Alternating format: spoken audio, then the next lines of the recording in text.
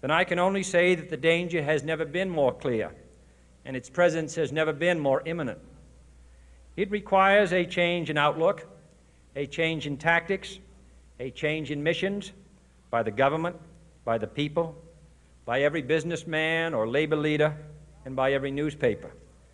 For we are opposed around the world by a monolithic and ruthless conspiracy that relies primarily on covert means for expanding its sphere of influence, on infiltration instead of invasion, on subversion instead of elections, on intimidation instead of free choice, on guerrillas by night instead of armies by day. It is a system which has conscripted vast human and material resources into the building of a tightly knit, highly efficient machine that combines military, diplomatic, intelligence, economic, scientific, and political operations. Its preparations are concealed, not published. Its mistakes are buried, not headlined. Its dissenters are silenced, not praised. No expenditure is questioned, no rumor is printed, no secret is revealed. It conducts the Cold War, in short, with a wartime discipline no democracy would ever hope or wish to match.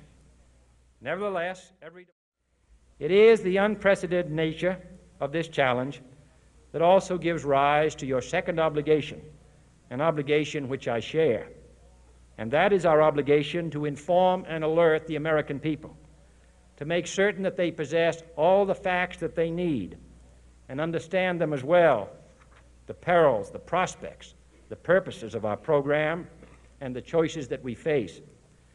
No president should fear public scrutiny of his program, for from that scrutiny comes understanding, and from that understanding comes support or opposition, and both are necessary.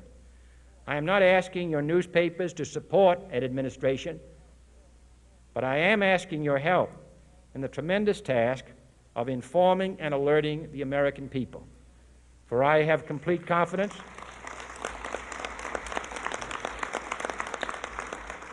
in the response and dedication of our citizens whenever they are fully informed. I not only could not stifle controversy among your readers, I welcome it.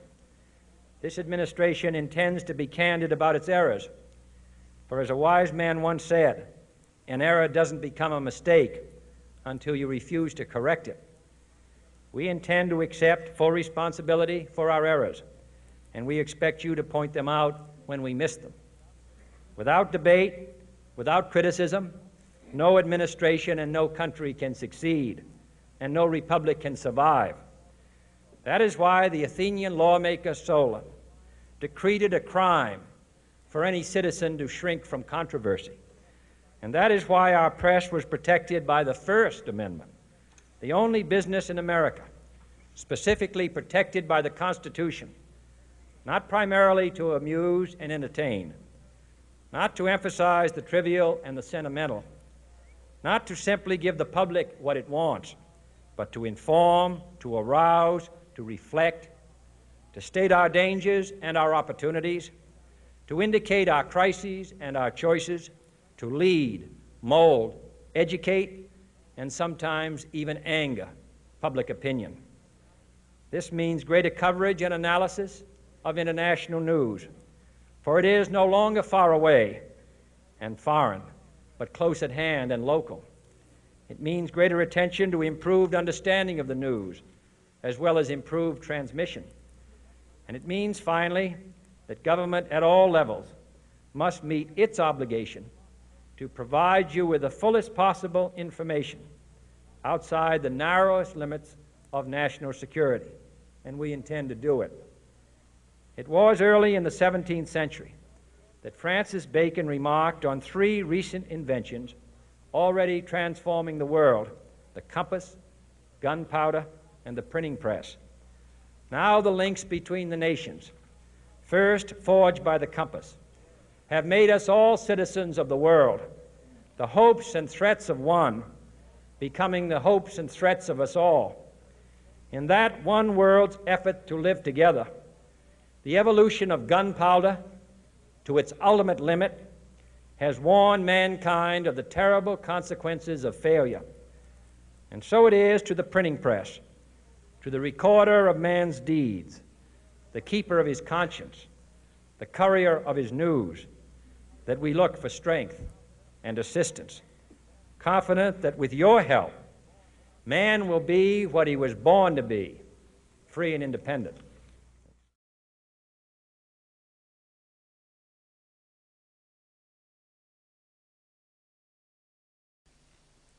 What I and fellow concerned citizens will explore in the coming episodes is the exact nature of this dark entity, or in the words of John F. Kennedy, this monolithic and ruthless conspiracy. I invite you to listen to what I say, oppose it, welcome it, correct it. In doing so, we take the very first step required by people to regain control of our society. We begin not to think of a mass, but for ourselves. The media has failed us. Our politicians bicker in conflict over the trivial and small. Within this conflict, the illusion of choice sustains many. As a consequence, overt attempts to erode our civil liberties and freedoms has become a regular daily occurrence. In all free societies, individual liberty is the most valued and protected national treasure. In all totalitarian regimes, it's always the first to go. It was once said that those who sacrifice liberty for security deserve neither, simply because we cannot trust leaders to resign power once we let them have it. If history has taught us anything, it's that it's too great of a risk.